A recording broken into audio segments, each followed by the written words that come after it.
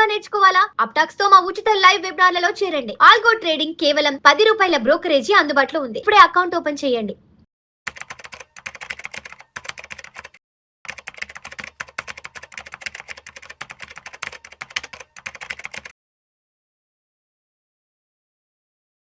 రామచంద్రమూర్తి గారు నమస్తే సార్. నమస్తే విష్ణు గారు. Welcome to Vishnu talks and welcome to Suman TV. Thank you. So Ramachandramurthy గారు, ఎప్పటి నుంచో మీతో ఒక యూనిక్ టాపిక్ గురించి మాట్లాడదాం అనుకుంటున్నాను సార్.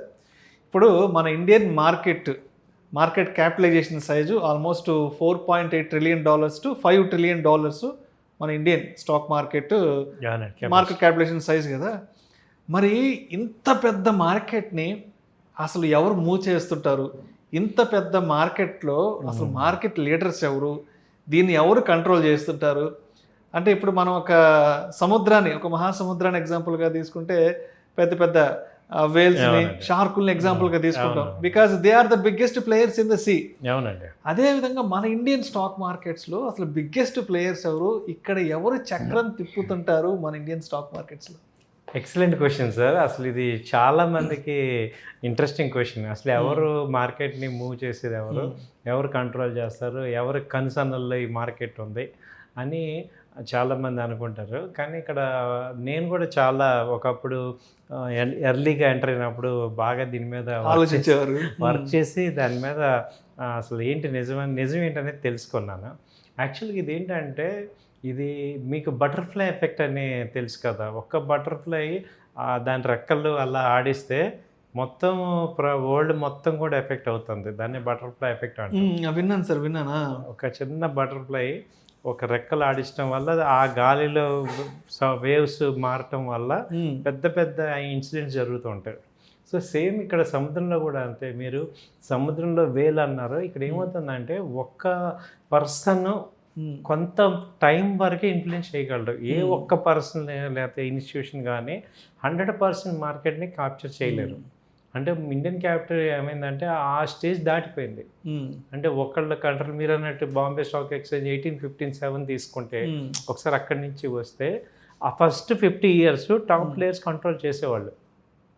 అలాగే ఇండిపెండెన్స్ 1947 నుంచి 50 వరకు తీసుకుంటే మేజర్గా ఈ టాటా గ్రూప్ కానీ, బిర్లా గ్రూప్ కానీ వీళ్ళు కంట్రోల్ చేశారు. లాస్ట్ 100 yearsలో అంత వాళ్ళు. తర్వాత 1987 రిలయన్స్ వచ్చారు, వాళ్ళు కూడా బిగ్ ప్లేయర్స్ అయ్యి వాళ్ళు కంట్రోల్ చేశారు. 2000 తర్వాత ఏమైందంటే, ఎప్పుడైతే ఎలక్ట్రానిక్ మీడియా వచ్చేసిందో, ఆన్లైన్ ప్లాట్ఫామ్స్ ఎప్పుడైతే స్టార్ట్ అయిపోయినాయో అప్పుడు ఏమైందంటే, అదివరకు ఈ ఆక్ట్రై విధానం ఉంటుంది బీఎస్సీలో. అంటే ఓపెన్ ఆక్టర్ అంటే ఆ రింగ్లో అరుచుకొని ఆ బ్రోకర్స్ కంట్రోల్ చేసేవాళ్ళు. యాక్చువల్గా ఏది 2000 బిఫోర్ వరకు బ్రోకర్స్ కంట్రోల్ చేసేవాళ్ళు. ఆ బ్రోకర్స్ని ఈ కంపెనీస్ ఇన్ఫ్లుయెన్స్ చేసేవి. చాలా సినిమాల్లో చూస్తుంటారు, బ్రోకర్స్ పేపర్ కూడా అరుస్తూ ఉంటారు. ఇది అలాగే బ్యాంక్స్ కంట్రోల్ చేసేవి, ఎందుకంటే వాళ్ళకి ఫైనాన్స్ ఇస్తుంటాయి. సో ఇదంతా ఒక ఇండైరెక్ట్గా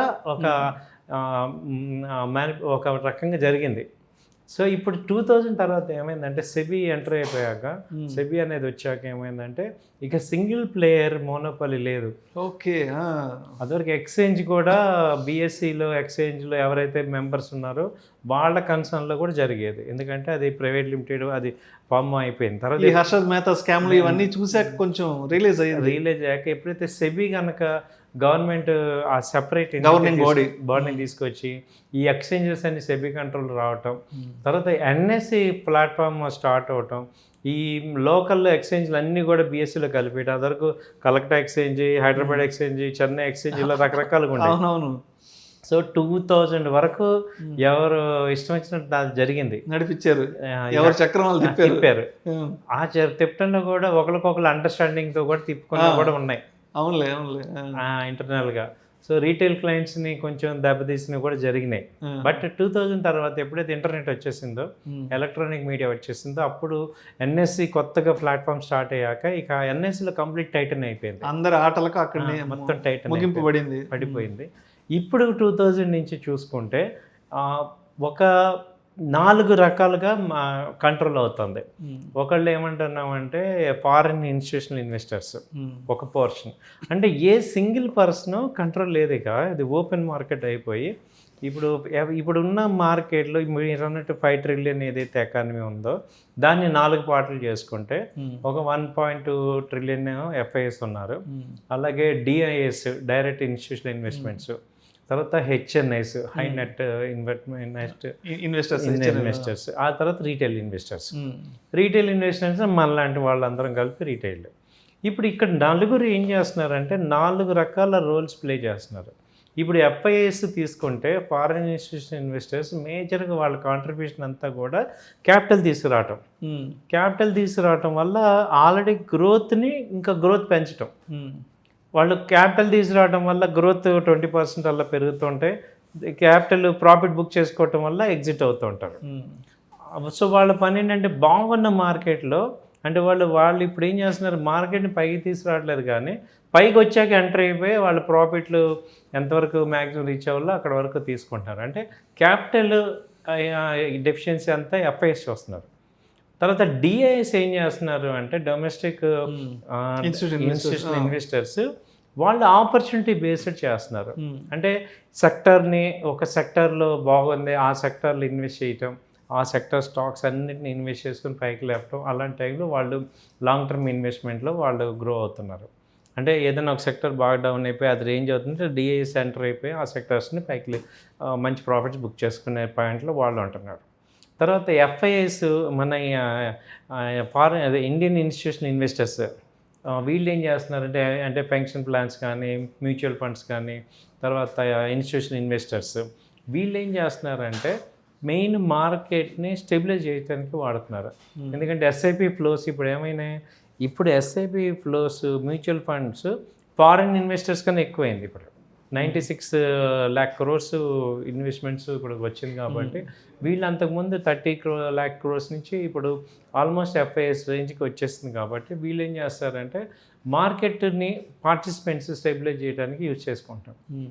తర్వాత మేజర్గా ఈ రీటైల్ క్లయింట్స్ ఏం చేస్తున్నారంటే ఈ ఆపర్చునిటీ బేస్డ్ ఏదైనా ఒక సింగిల్ కంపెనీ పెరగడానికి కానీ తగ్గడానికి కానీ ఎమోషనల్గా ఎక్కువ కనెక్ట్ అవ్వటం వల్ల ఇండివిజువల్ స్క్రిప్ట్ మూమెంట్స్ అంతా కూడా ఈ రీటైల్ క్లయింట్స్ చూసుకుంటారు.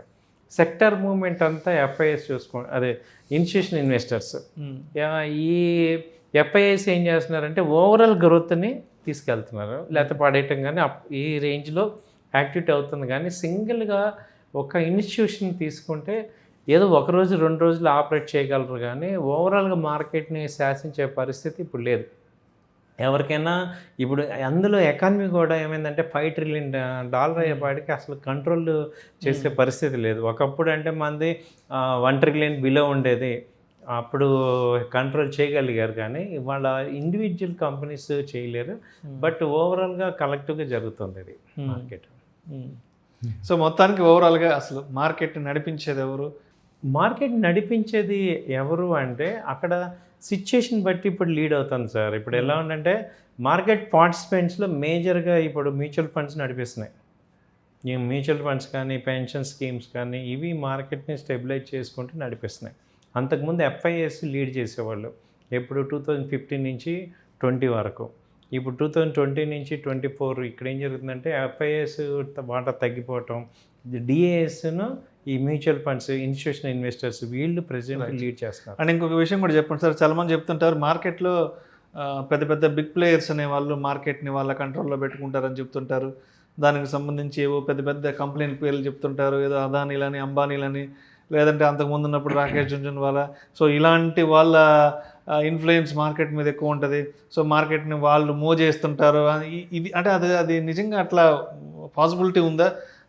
పాసిబిలిటీ అంటే జస్ట్ అవర్స్ ఉంటుంది సార్. ఒక 1 hour 2 hours మూవ్ ఎన్ని వేల కోట్లు చేయగలరు సార్. ఇప్పుడు రాకేష్ జుంజున్వాలా ఆయన పోర్ట్ఫోలియో చూస్తే ఓన్లీ 10 కంపెనీలే ఉంటాయి. మేబీ ఆ 10 కంపెనీలు ఆయన ఇన్ఫ్లుయెన్స్ చేయగలరు గట్టిగా. ఎంతసేపు చేయగలరు? ఏదో ఒక రోజు చేయగలరు అది. సో ఇప్పుడు రిలయన్స్ ఉంది, రిలయన్స్ ఒక కంపెనీనే, ఆయన ఒక 5-6 కంపెనీలు ఉన్నాయి అలాగే. అలాగే అదాని ఒక 10 కంపెనీలు, వాళ్ళ ఓన్ కంపెనీలే ఏదన్నా ఇప్పుడు ఆ కంపెనీ ఫాలో అవుతుంటే ఇలా ఏమన్నా కాపాడగలిగారు? అదాని కంపెనీ 50% ఫాలో అయింది, ఏం చేయగలిగాడు? లాస్ట్ ఇది నిజంగా చాలా కీలకమైన పాయింట్. అవును ఇప్పుడు వాళ్ళ కంపెనీలు 50% 40% ఫాలో అయినప్పుడు వాళ్ళు ఏం దాన్ని ఆపలేకపోయారు కదా, ఏం చేయగలిగారు వాళ్ళు? వాళ్ళ కంపెనీలకే వాళ్ళకి ఏం చేసుకోలేదు. దిక్కులేదు. ఏదో నార్మల్గా అన్ని బాగున్నప్పుడు ఏదన్నా చేస్తారు, కానీ న్యూస్లో ఏమైనా బ్యాడ్ న్యూస్లు వచ్చినప్పుడు కానీ కరెక్షన్స్ క్రాషెస్ వచ్చినప్పుడు ఎవరు ఏం చేయరు. మార్కెట్లో ఎవరు ఆట నడవదు, అస్సలు నడవదు. అది ఒకప్పుడు నడిచింది, 2000 బిలో వరకు నడిచింది. ఇప్పుడు అప్పుడు నడిపించారు కదా 92 ఆ టైంలో హర్షద్ మెహతా వాళ్ళు గట్టిగా నడిపించారు. లేదు, ఇప్పుడు మనం అలా చూసుకుంటే ఎనీ కంపెనీ డూయింగ్ ఫ్రాడ్ ఇమ్మీడియట్గా బ్యాన్ అయిపోతున్నాయి.